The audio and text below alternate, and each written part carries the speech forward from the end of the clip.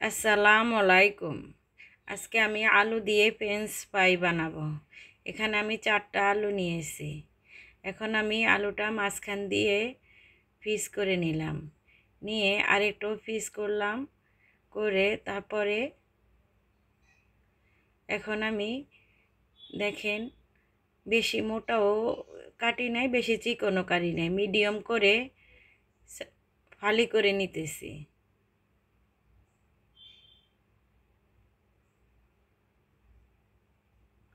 আমার আলুটা কাটা হয়ে গেছে। এখন আমি ভালো করে পরিষ্কার পানি দিয়ে ধুয়ে নেব। আমার ধোয়া হয়ে গেছে। এখন আমি 1 চামচ লবণ দিয়ে আলুটা ভিজিয়ে রাখবো আধা ঘন্টার জন্য। আমার আলুটা ভিজানো হয়ে গেছে। এখন আমি আলুটাতে পানি আছে, টিস্যু দিয়ে মুছে নেব। আমার মোছা হয়ে গেছে। এখন আমি স্বাদ মতো লবণ দিয়ে দিলাম, 1 চামচ মরিচের গুঁড়া দিলাম, 1/2 চামচ হলুদের গুঁড়া দিলাম। এখন আমি দিয়ে দিলাম 1/2 চামচ ধনিয়ার গুঁড়া।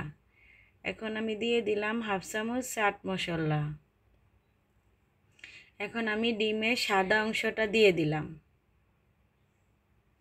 সাদা অংশটা দিয়ে আমি মেখে আধা ঘন্টার জন্য রেখে দেব। আমি আধা ঘন্টা পরে ফিরে আসলাম। আমি এখানে 1 কাপ ময়দা নিয়েছি। আমি ময়দা দিয়ে আলুটা ভালো করে মেখে নেব। এখানে আমার পুরা ময়দা লাগে নাই, আমি অল্প ময়দা রয়ে গেছে 1 কাপের থেকে।